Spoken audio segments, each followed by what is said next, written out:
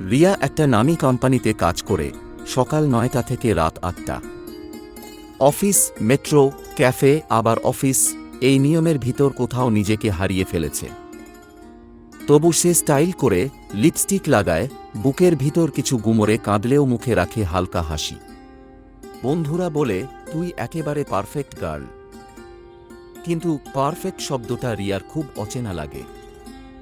একদিন অফিস থেকে ফেরার সময় গাড়ি ভাঙল। বৃষ্টির মধ্যে ছাতা ছাড়া দাঁড়িয়ে রিয়া, চোখের মেকআপ গলে পড়ছে। সেই সময় একটা বাইক এসে থামল। চিনতে পারো? তুমি তো বেঙ্গালুরু চলে গেলে, তাই না? রিয়া চমকে উঠল। এই তো আরিয়ান, পুরনো বন্ধু। কলেজের সময় যে ছেলেটা রিয়ার নোটস ছাড়া এক লাইন পড়তে পারত না। হ্যাঁ, কিন্তু মন তো এখানেই ছিল। এত বছর পর তুমি তো এখনো সেই একই রিয়া, শুধু একটু ক্লান্ত। একটা ছোট ক্যাফেতে বসে 2 কাপ কফি এল। জীবনে অনেক কিছু পেয়েছি, শুধু তুমিই রয়ে গেলে মাঝপথে। আমিও খুঁজছিলাম একটু নির্ভরতা।